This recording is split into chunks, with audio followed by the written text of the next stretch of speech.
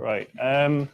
So my name's Rhys. I've been working on performance at ft.com for the last 6 months or so. So I'm just going to share a little case study about how we handle trade-offs to do with performance by using data. The title will become clear later. So that's the new ft.com. It's responsive, it's pink, it's really fast, and unusually for a newspaper website, it prints something based on the facts and it makes a profit.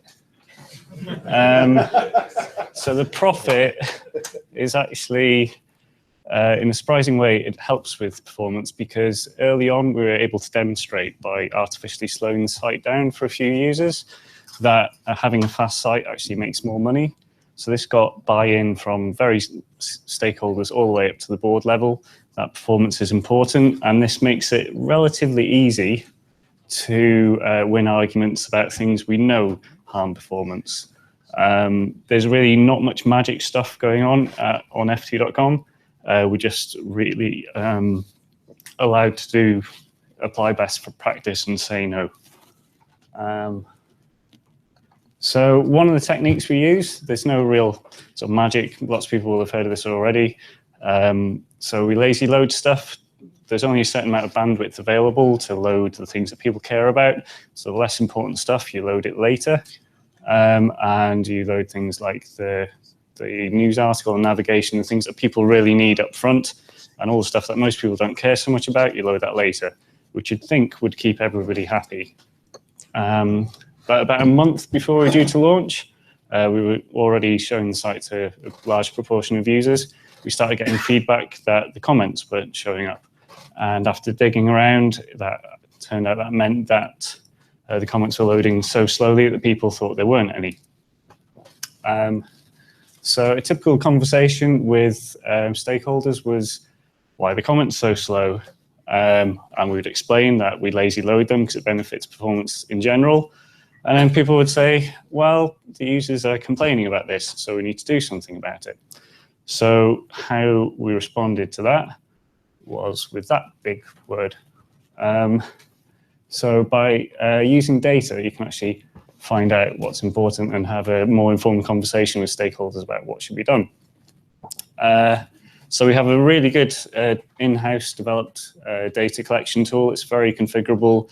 You can basically decide to collect some data in the morning and have a report on it. You don't even have to wait for the afternoon. You can have a report ready within about an hour. So what that graph shows is that on mobile, only about 5% of users even scroll far enough down the page to see the comment area. That's not even people engaging with it. That's just people getting that far, which isn't really a lot of users. So perhaps we shouldn't care so much about them. Hopefully the animation will work. I'm just going to let this hang there as an illustration of how frustrating it is, because if that was just a graph, it'd be very easy to say, yep, that's 12 seconds. But yeah, it's very, very slow. And there's lots of research showing that once you get beyond about 2 or 3 seconds, the engagement of users drops off quite rapidly. So it was something we had to do something about. What's next? But we'd put a lot of work into getting this really fast baseline performance and letting people harm that just because, let's say, 8 users a week are complaining. That's really not something you want to do because there's limited bandwidth. And if you start saying yes to requests from everybody, then performance for everyone is going to suffer. So it's really important that we didn't just say, OK, we'll load the performance quicker, the comments quickly.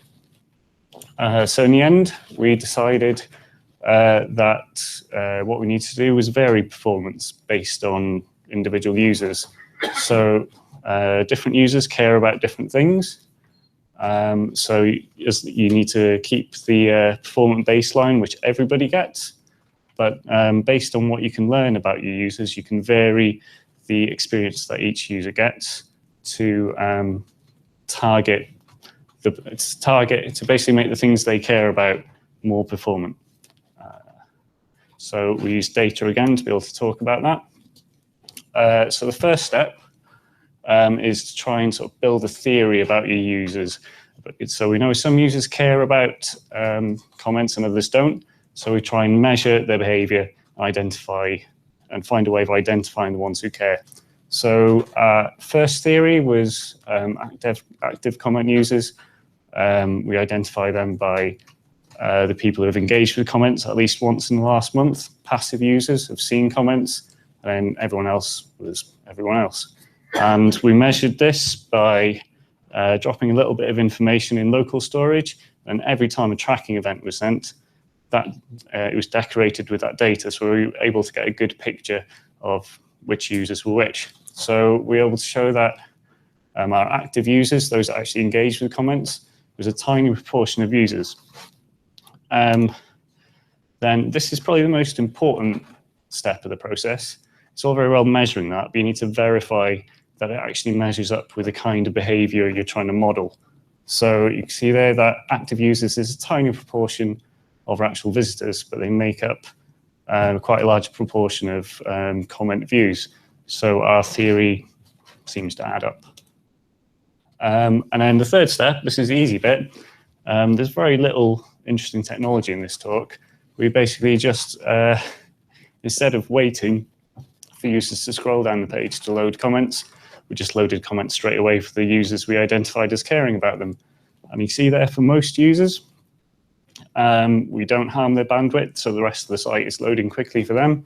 But for the users that really care, we get an improvement of something. I'm not really sure what that graph shows, I can't remember, but the line's gone up. The line's gone up. So we've got basically three striking facts. We still lazy load for most people, so that comes with a general performance benefit for everybody.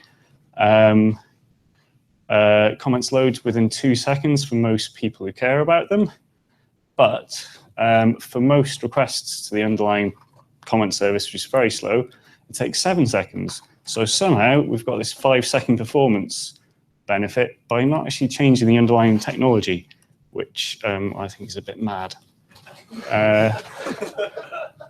So the impact of that was people stopped complaining to me about the comments loading slowly, which I think translates into users complaining less. And there they are enjoying the debate, talking about finance or Brexit or something. So I suppose to sum this up is data, it can help you have conversations with stakeholders about what trade-offs to make in performance. As someone else said earlier tonight, you've got limited bandwidth, you have to, there's a trade-off. You load the most important stuff quickly. So data can help you talk about that. And when it doesn't match up with what some of your users want, it can also help you identify those users and tweak the performance accordingly. And that's it. I think.